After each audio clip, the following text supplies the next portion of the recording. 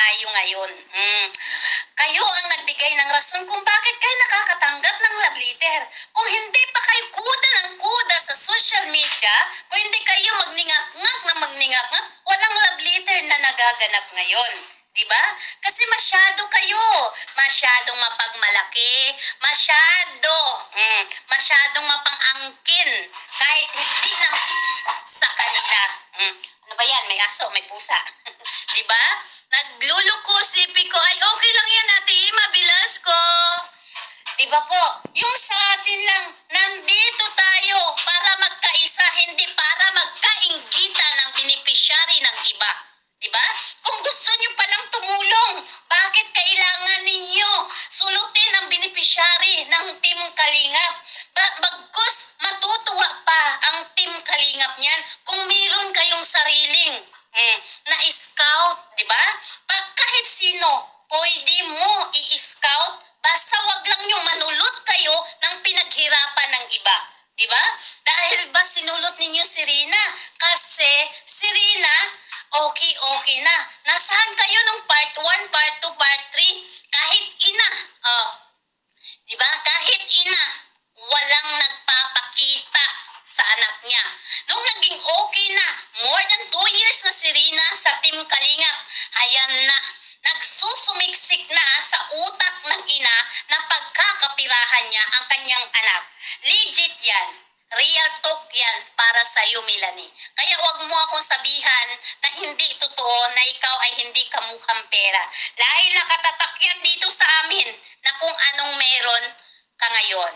Kasi kung anong meron ka ngayon, lahat yan pinagnanasa mo sa anak mo na PWD na ikaw naman dapat ang maghanap buhay para sa anak mo. Hindi yung anak mo may karamdaman para ikaw ay ihanap buhay ng anak mo.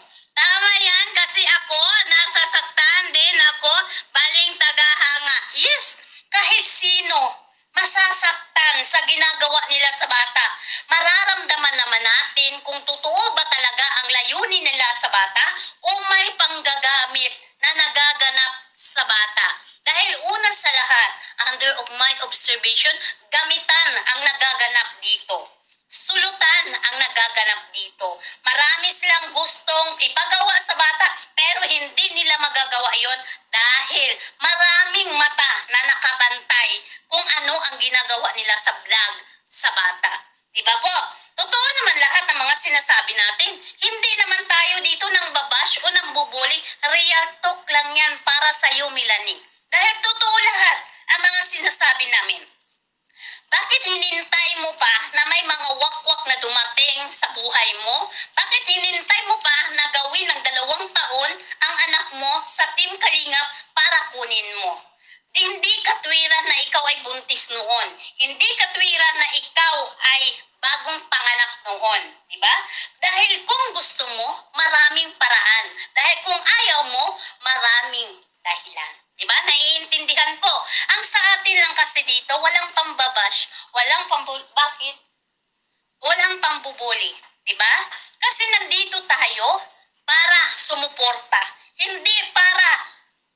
Hindi para manulot ng beneficiary ng Team Kalingap. Bakit kailangan mong manulot kung kaya mo naman palang sumuporta? Kung kaya nyo naman palang suportahan ang iba, bakit kailangan sulutin ninyo ang beneficiary ng Team Kalingap? Anong meron?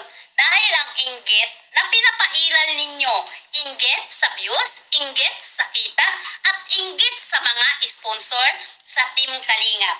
Diba po? Sabihin nyo sa akin kung sinungaling si Founder Ann. Dahil legit yan. Real talk lang tayo dito. Dahil yun ay totoo. Diba? Kaya nga yes, totoo yun. Totoo yun, Ate Dropper. Kasi ano na sila sobra na sila. Dahil gusto nila hahawakan sa liig si Ido. Gusto nila na ipapagawa kay Ido kahit hindi naman dapat. Kasi mayroon akong sponsor